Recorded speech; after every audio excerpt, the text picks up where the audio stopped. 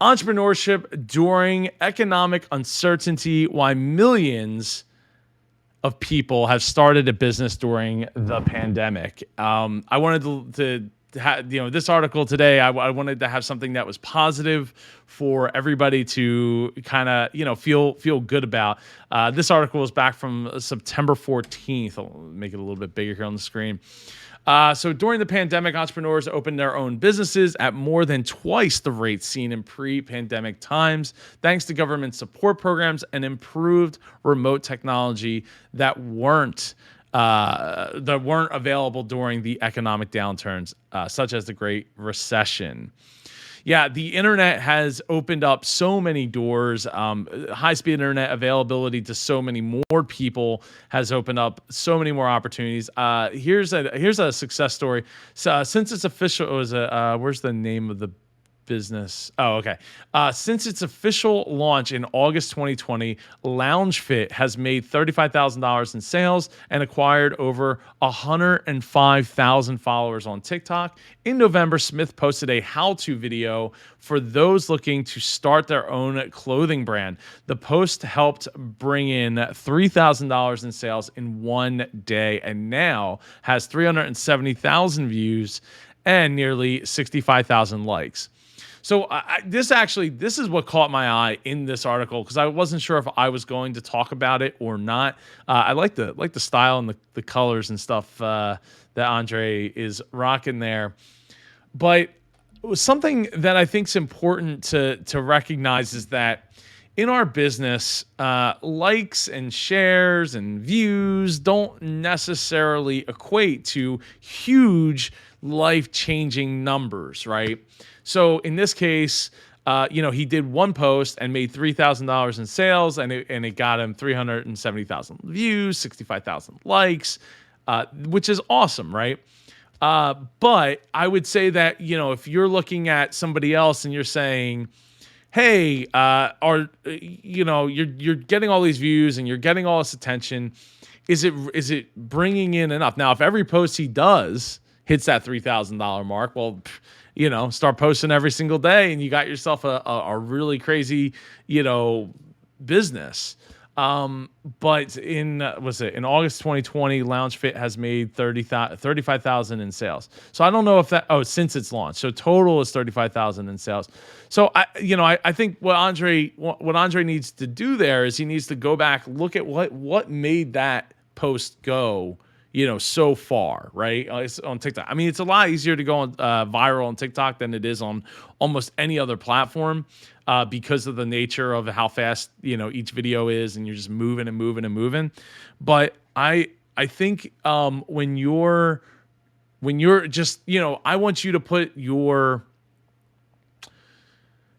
I don't want to say skeptical cap, but I want you to put your thinking cap on when it comes to your thinking cap on when it comes to whether or not these posts, these views, these likes are translating to enough business. Because I would say probably not. 35,000 is great, but I also wonder, did Andre already have some kind of following prior to starting that? To have people that already know, like, and trust him and want to go and get in to what he's doing.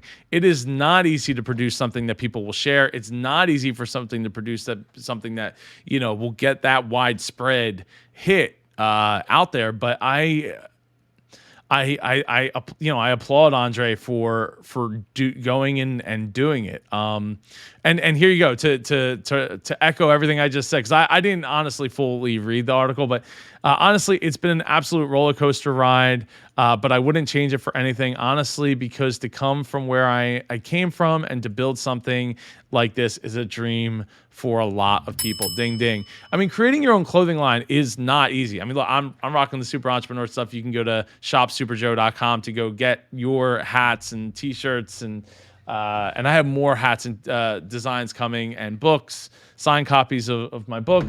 But I just think that we just need to make sure that we're putting our expectations in check, right?